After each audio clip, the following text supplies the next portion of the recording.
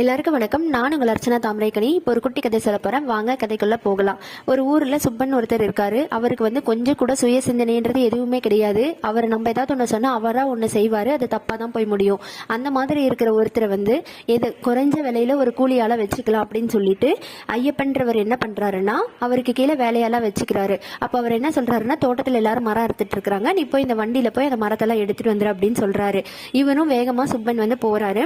அங்க பார்த்தா மரத்தை எல்லாமே இருக்காங்க எல்லாரும். இவர் யோசிக்கிறாரு, என்ன இவங்க இப்படி பண்றாங்க, மரத்தை அறுத்து அதை அடுக்கி அதை எடுத்துட்டு வந்து வண்டியில வச்சு இப்படி நேரத்தை வீண் பண்ணிட்டு இருக்காங்கன்னு சொல்லிட்டு நேரா மரத்துக்கு நேரா வண்டியை போய் நிறுத்திட்டு வேக வேகமா மரம் அறுக்கிற மிஷினை வச்சு அறுத்துட்டு இருக்காரு. அங்க இருக்கிற எல்லாருக்குமே அவர் என்ன பண்றாருன்னு புரிய வருது. அதை தடுக்கிறதுக்குள்ள வேகமா மரம் அருந்து அந்த வண்டி மேல விழுந்து வண்டி கூடுறா நொறுங்கிறது. இப்போ ஐயப்பனுக்கு ஒரு வண்டி ஃபுல்லாவே நொறுங்கி ஒரு மிகப்பெரிய லாஸ் ஆயிடுச்சு. இதுல இருந்து என்ன தெரியுதுன்னா, சின்ன சின்ன விஷயத்துக்கெல்லாம் கஞ்சத்தனப்பட்டு பெரிய விஷயத்துல ஏமாறவங்களுக்கு இந்த கதை.